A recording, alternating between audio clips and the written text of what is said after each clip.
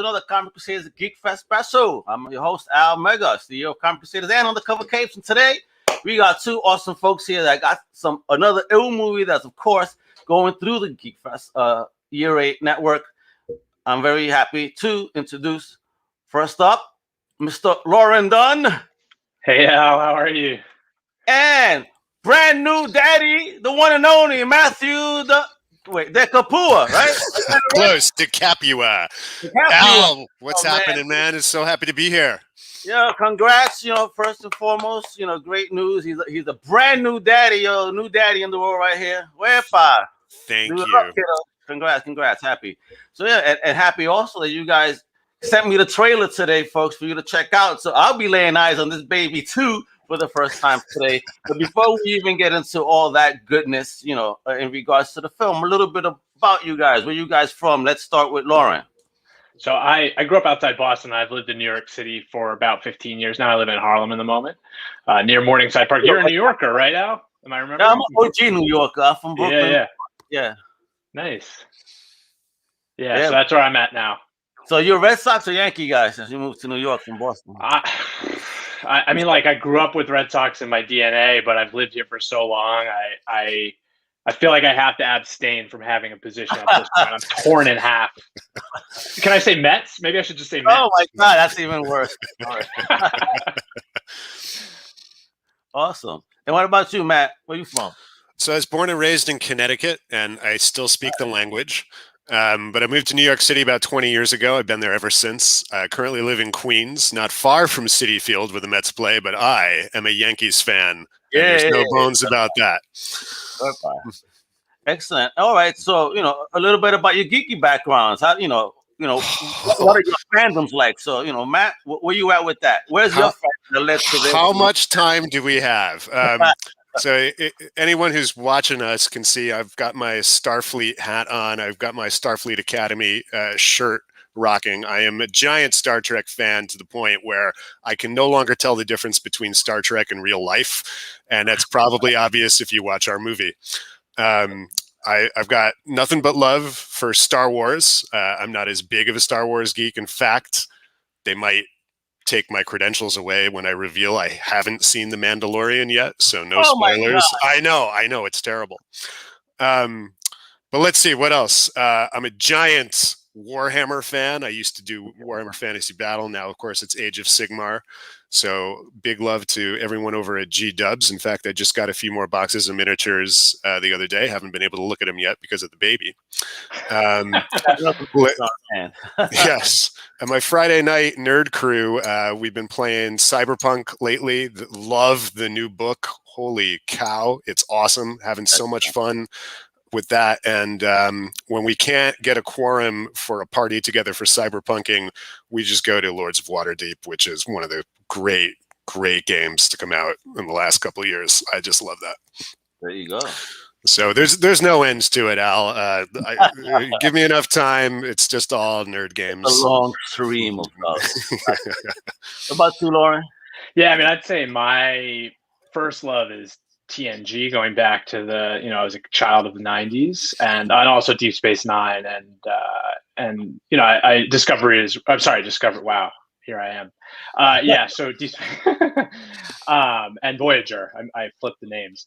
So Voyager, DS9, TNG. That's sort of like what I grew up with. And then I didn't see Enterprise. I started watching it in the last year. I was in college at that time. I wasn't a huge TV person, oddly enough, at that moment. And so I'm just catching up on it now. And yeah, I mean, I'm also like, I kind of like grab things at random. So, lately I've been into reading Gerard Way comic books. Like, I really enjoyed The Umbrella. I got turned on to The Umbrella Academy on Netflix. Like, I like how weird and fun it is. And then got into the books based off of that. Yeah. And a friend of mine recommended his Doom Patrol. So I'm reading that now. So I tend to do that. Like, I'll just grab random things. And so it tends to be more broad and less deep on any one thing, other than I would say Star Trek has been the one consistent thing, growing up with that for me. Gotcha. And how did you guys meet? Because I want to get into the trailer in a minute, but before we get into that, I was like, how did y'all meet to get involved in making what we're about to see a little piece of? There's a lot of history there. Yeah. I guess this has been a long developing cosmic convergence. My wife, Emily, went to the same college as Loren, Johns Hopkins, where they shared the same acting teacher, the legendary John Astin, who played Gomez Addams on the Addams Family and was one of the Riddlers on the Adam West Batman, and is just an all-around incredible guy. So that was sort of the preamble to the origin story. Even before that, though, we met in an acting class. Forgive me, Matt, if you're going there, but I think my wife knew Matt before I did, going back, I think, 20 years. So we met in an acting class. The main reason I want to mention it is, like, whenever I pick up on the fact that someone likes Star Trek, particularly The Next Generation, I'm like, I flag it. I'm like, I like that. Like, I immediately like that person, you know? It's like, I want this guy to be my friend. Yeah. So yeah, I could geek off with somebody. Yeah. Right. Excellent. That's great. So, folks, let me stop teasing here. Let's do a little screen show over here and check out this awesome trailer that just came our way. So it's fresh, hot off the presses, kiddos. No nonsense. Ain't no teasing. Comic Crusaders don't tease you. Neither does GeekFest. All right, everybody. So check this out. Let me put this on the full screen. Check out the trailer. So, pew, pew, pew. Every generation needs its heroes. Shield up! To look evil in the eye and say, pew.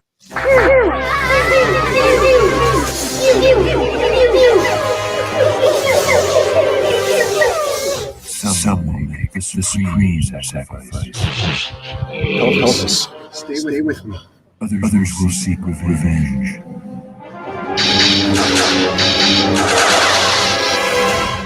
A story of friendship, fandom, and fantasy come to life. You just show up after 2 years and try to buy our forgiveness? I can't be stolen. The fate of the universe hangs in the balance. Coming to a galaxy near you. Woo! Yeah, that looks really good. I want to see that. That looks hella fun. I want to know, what are the seeds of this story? My gosh, what's going on here? Who wants to dig in? Explain. I think so. The Matt and I actually started talking about a story about a guy who was divorced. I know a few guys who are our age who got divorced in their early 30s, and the story for me was a lot reversed of what I was told would happen when we grew up, which is, the guy would be the one who behaved badly. So that's the sort of like serious origin of it. And we started talking about that kind of story. We knew we wanted to make it a comedy. And it didn't take us long to realize that our story was going to be way more interesting if we dove into this common fandom that we have.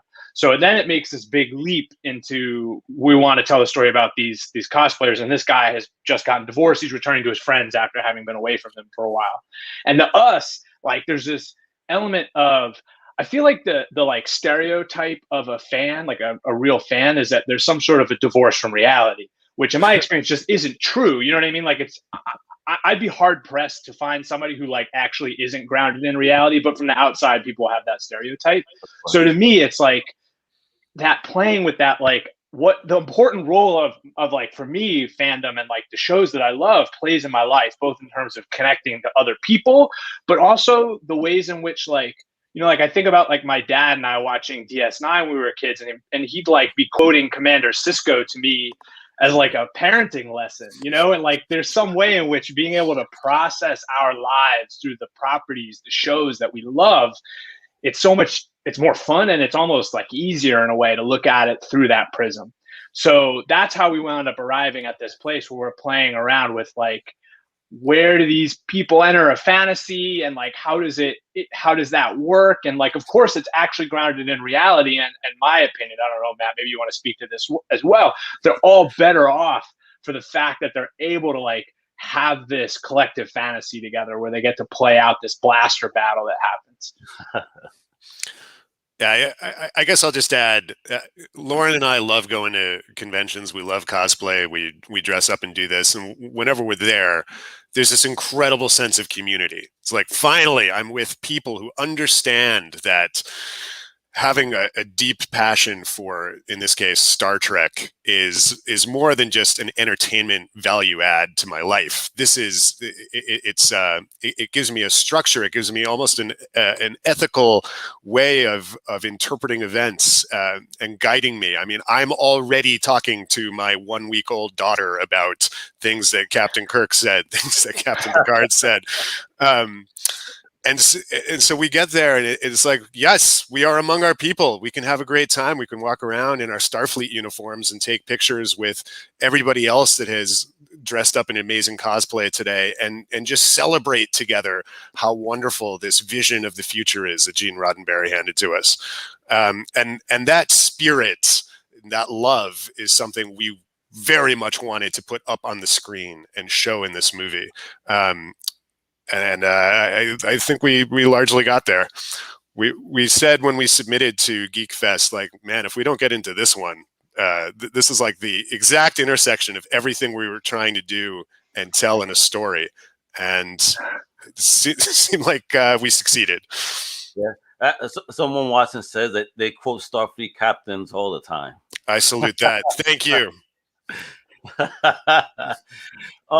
How long was the creative process for this film? Was this your first project? It was our first collaboration together, but neither of us were coming to this without a bunch of experience on other things we'd done independently and on our own. But it was a long time in the making. We were actually trying to figure out the timeline the other day. I think it was March of 2017, Loren, that we figured out was the very first. Like, we got together, we talked about, hey, are you interested in working on a screenplay? Like, yeah, that would be fantastic. And then we just started from there with meeting maybe once every couple of weeks and doing a lot of emailing back and forth in the interim with different story ideas and bouncing things around. And then once we seized on the idea of getting these characters that we were falling in love with more and more as time went on to a convention and making them big fans like us, wow, we got all in very fast. And the things intensified in like nights, weekends, early mornings. We were just always working on this screenplay. And the first draft that we felt really great about was done in the summer of 2018. Yeah, and that was actually for a feature-length story. So we want to tell a larger story about these characters, and we thought, like, what a great way to move the ball forward we took out, like, the big set piece, which is this blaster battle from that. We rewrote it so it stands on its own, and hopefully people will find when they watch it that they can feel that there's a whole world behind it, but not like they're missing things. And then we're starting to move forward on developing the feature. So we finished the first like complete draft of that in 2018. Then we turned our attention to the short. So it's gone on 4 years at this point that we've been working on this project in some form or other. It's definitely looks hella fun. We got over here. They're impressed. Thank you, Stuart Wilson Jr. Yeah, and also asking you guys again what you thought about Discovery, because I guess he's a big Discovery guy. Yeah. I mean, I've enjoyed Discovery a lot. I mean, I know there's like controversy about different aspects of it that I see out in the fanverse, but I guess like for me, so much of what Star Trek is about is just like this huge open possibility. And like, I guess also, especially as somebody who's out creating things myself, I know how hard it is. And so like, I'm excited to see, like, I like the leap that they made in the last season, that we're now in a totally different time period. I feel like they have a whole new sandbox they can play in. So I'm excited to see where they're going to go with it myself, and also like know how hard it is to make this stuff. So I'm just like along for the ride. But I've been really enjoying it, myself. Matt, you want to? Absolutely. I'm totally hooked. I think what I told some of my major Star Trek geek friends was the first season took a couple episodes to really find its legs, and you just had to be a little bit patient. But once it did, wow, what a ride. I've loved it. I think the performances, I mean, I generally tend to come at things from an acting perspective first and foremost, but the performances are stellar. This cast is totally incredible. I love them all. And the story just keeps getting better and better. And as Loren said, I like how it seems like every season they're able to sort of hit the reset button and give themselves a fresh new sandbox to play in. And I especially like this past season. We've all lived through some pretty extraordinary times these last few years. It has often felt like, where are we? We're totally lost in space. I've never seen or dealt with anything like this before. And I really liked that they took the crew and shot them into the future. We're like, there's no rules here. The Federation barely exists. Good luck. And it was a lot of it was a lot of fun to see the writers kind of piece through. Okay, how would they deal with something like this? How would they respond? And I was riveted. I thought it was really fantastic television and really great Star Trek. Al, is it something that you've had a chance to watch?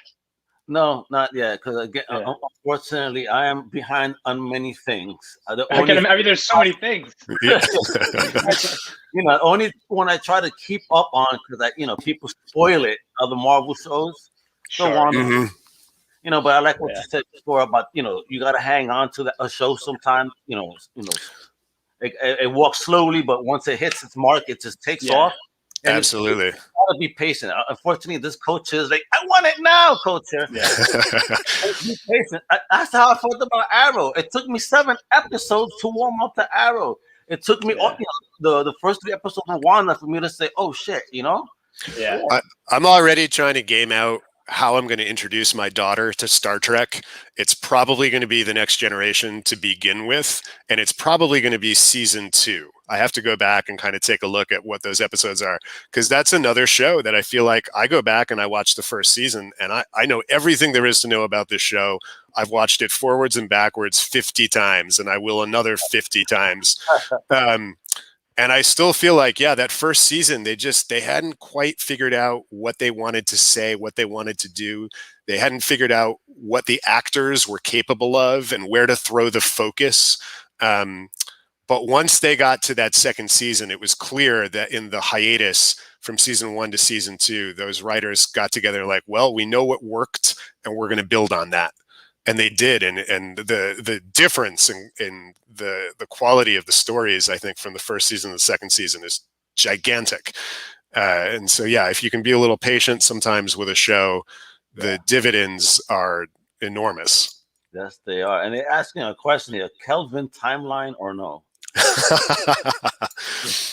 I'm gonna say I loved the first reboot, the 2009 reboot. I think is fantastic Star Trek. It's great storytelling. I have been disappointed with the second 2. Loren, I'll let you weigh in on how you feel about that. And I think the reason for that is I'd like to see my Star Trek films with more than just a villain. I get that some of the best Trek, you look at Star Trek 2, naturally you think of Khan. I get it. I get that you want to go there. There's some bad guy and he's going to destroy the galaxy and the Enterprise and the crew has to stop him. And that story can work really, really well. But I've seen it many times. I would like to see a great science fiction story out of this new cast and this rebooted Enterprise. I've been kicking around an idea for a reboot of the story from Star Trek: The Motion Picture.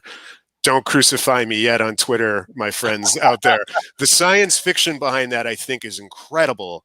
Unfortunately, the script is just not very good, as we all know. Or to choose a better example, the science fiction behind Star Trek 4, where the probe shows up and it's trying to talk to the whales and there's no whales to talk to, and that's a big problem and they got to solve it. I would love to see J.J. Abrams and the team give us a great science fiction story. And there's still room for a villain. And hey, maybe he'll call me and he and I can talk because I got some ideas. And you take up to the board of Dominion. They agree with you. Stu agrees with you. He's with you. He's on board. Stewart's. All right. Yeah, so, I think that's the piece that I would love to see more of as well, like from the old TV shows. And I think that's why I've enjoyed Enterprise as well. Going back and watching it now, I do like Discovery, but the serialized versus just every episode stands on its own. The world's a rough place sometimes these days. I like my episodes that are nice and wrapped up. Again, there's a place for both because obviously these storylines that go across whole seasons can be incredible. But that kind of like grappling with like a real moral ethical question, I think is one of the things I really enjoy about Star Trek as well, particularly the older series. Okay, excellent. So before we move on, gentlemen, let me just show some love to our boy Bill O and the GeekFest Film Fest. Check this out, folks.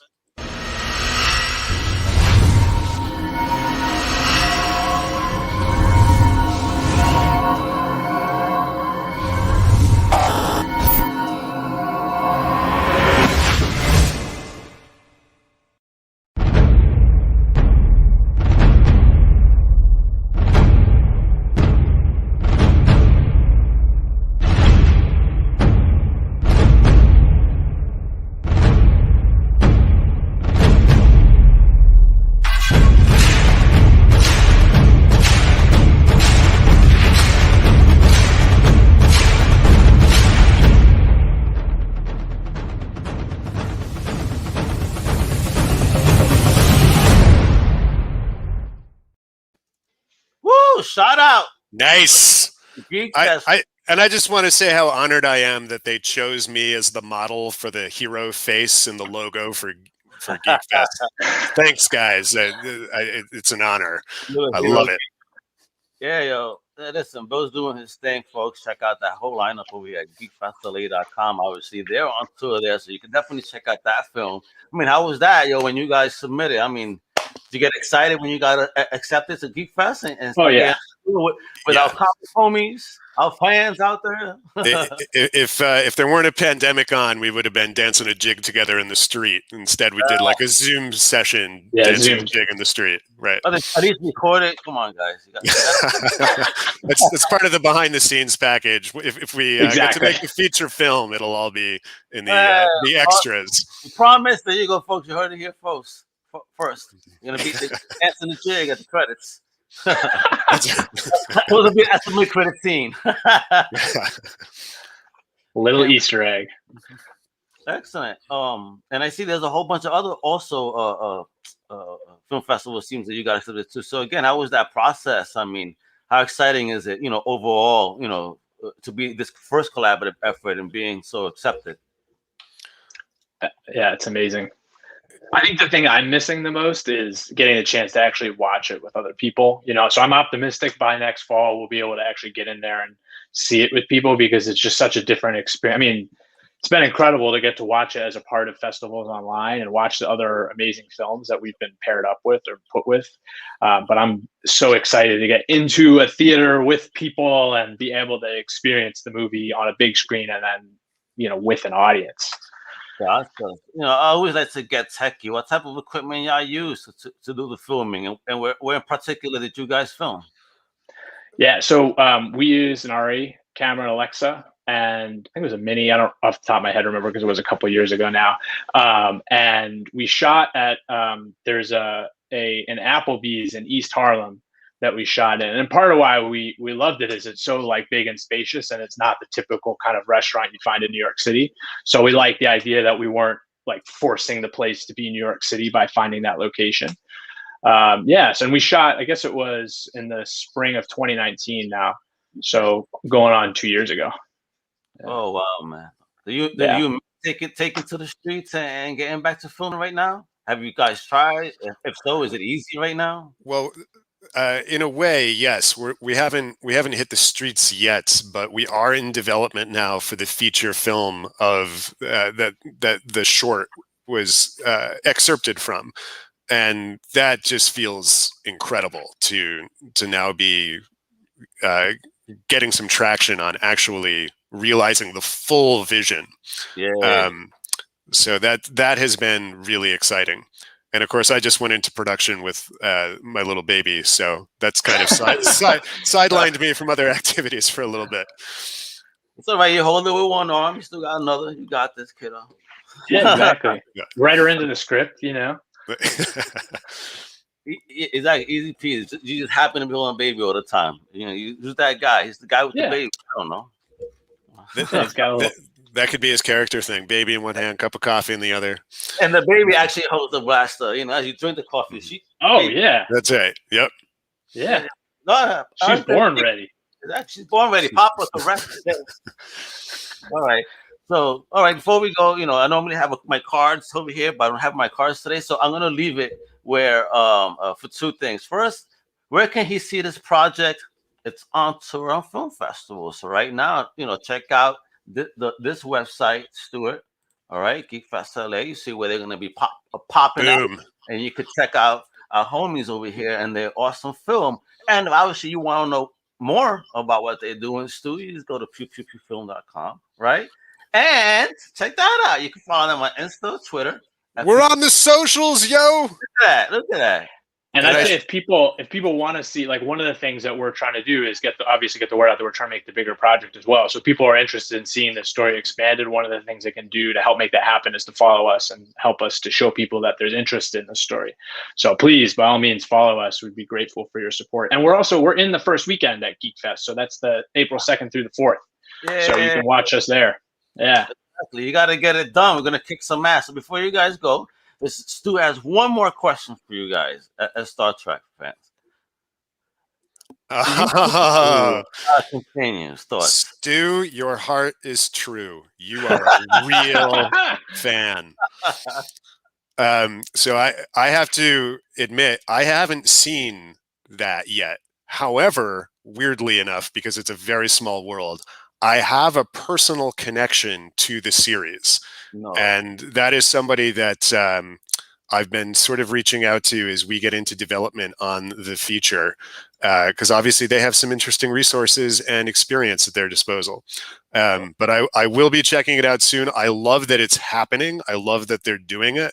And I think it's just proof positive of what I said earlier. There's this huge, wonderful community around this beloved franchise, and we want to honor that, both the community and the franchise, with our work. So if you like our short, wait till you see the feature film that this is based off of. It is a love letter to all of us who love this. I can't wait to make it happen.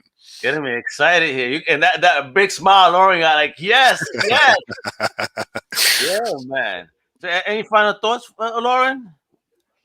I mean, I think Matt said it really well. Thank you, Al, so much for having us here. It's just like, you work on these things for a long time because you love them, and I think any project like this, we undertake it just because no matter what, this is a story we want to bring to the world. You know what I mean? No matter how many people get to see it, and we hope lots of people do, it's important to us to tell this story about these fans who get together and go to this con together and have a great time.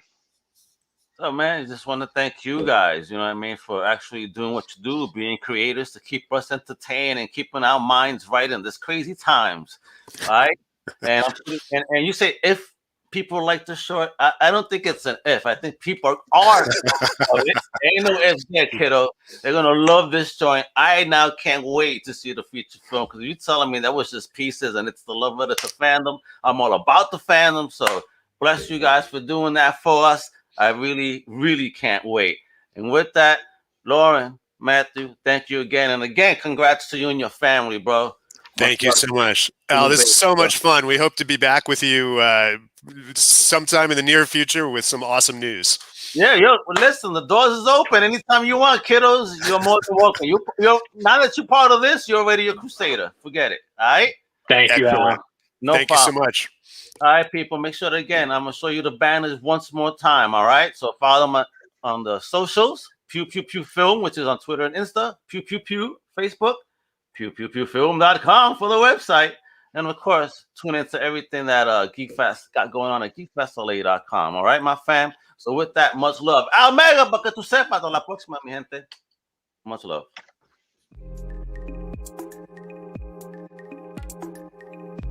Thank you. We hope you've enjoyed this Comic Crusaders production. For real-time news on all things pop culture, please feel free to follow us on social media. For articles, original content, merchandise, and more, please go to www.comiccrusaders.com. Also follow along with all of the websites of the Comic Crusaders family. As always, if you like this content, please click like and subscribe to the Comic Crusaders YouTube channel.